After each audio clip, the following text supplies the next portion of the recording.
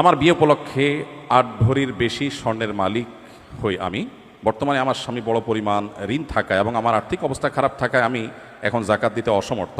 আমি যদি ৩ থেকে ৫ বছর পর স্বাবলম্বী হওয়ার পর জাকাত দেই, তাহলে এক্ষেত্রে বিলম্বে জাকাত প্রদানের ইসলামের বিধান কি? জাকাত ওয়াজিব আলাল ফওর। ইসলামী ফিক অনুযায়ী যখন জাকাত আবশ্যক হয় তখনই দিতে হয়।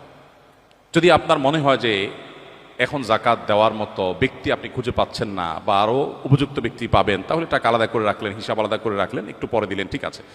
বাট শুধুমাত্র আমার এখন দেওয়ার মতো টাকা নেই, এই অজুহাতে আপনি জাকাত ২-৪ বছর পিছাতে পারবেন না। আপনার ৮ ভরি স্বর্ণ থেকে খুব সামান্য পরিমাণ বিক্রি করলে কয়েক বছরের জাকাতের টাকা হয়ে যাবে।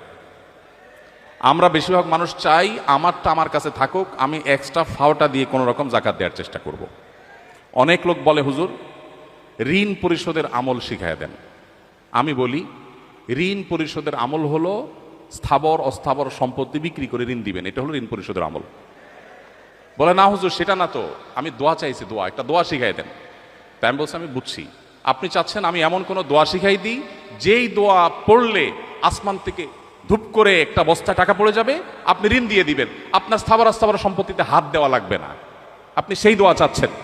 মুহাম্মদ সাল্লাল্লাহু আলাইহি ওয়াসাল্লাম সেটা আমাদেরকে শিখান নাই। তিনি শিখিয়েছেন আমি ঋণগ্রস্ত, আমার সর্বশেষ সম্বল বিক্রি করে তারপরে যখন আমি পারছি না তখন আমি আল্লাহর কাছে, তার আগে এবং তখন আল্লাহর কাছে হাত পাতবো। কিন্তু আমরা চাই আমার সব ঠিকঠাক থাকুক, আমি ফাওটা দিয়ে কোনো রকম জাকাত দেই বা ঋণ দেই। এটা মুসলিম সুলভ চিন্তাধারা বা মানসিকতা নয়।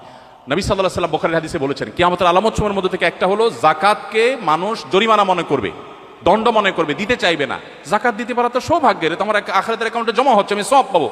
তাহলে সেক্ষেত্রে আমার কেন সামান্য অংশ বিক্রি করে দিতে কার্পণ্য হচ্ছে বা দ্বিধা হচ্ছে? এটা করা উচিত নয়।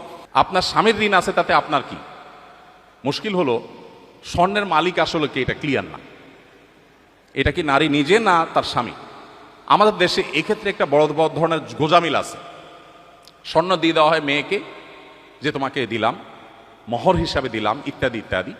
এরপরে যখন আবার তার ইটালির ভিসা চলে আসে, তখন বলে স্বর্ণগুলো দাও, বিক্রি করে ইটালি যাব। কত স্বর্ণ হয়ে যাবে? স্বর্ণের মালিক যদি তিনি হন, তাহলে আপনি কিভাবে চান? আপনি একটা দরখাস্ত লিখতে পারেন, বরাবর মাননীয় স্ত্রী বিষয় ঋণ মঞ্জুরের আবেদন, জনাবা যথাবিহিত সম্মান প্রদর্শন পূর্বক নিবেদন, এই যে আমি অধম, ঋণগ্রস্ত, গরিব, আপনি আমাকে আপনার স্বর্ণ বিক্রি করে লোন হিসাবে দিলে আমি সেটা যথাসময়ে অমুক সময়ে পরিশোধ করিব, বাধ্য থাকিব, ইত্যাদি ইত্যাদি। আপনি দরখাস্ত করতে পারেন, কিন্তু আপনি তো অর্ডার করছেন। তা আসলে স্বর্ণ কি আপনি তাকে দিয়ে দিয়েছেন? যদি দিয়ে থাকেন, জাকাত তাকেই দিতে হবে, কিন্তু আপনি দিচ্ছেন, আবার মন মতো আপনি নিচ্ছেন।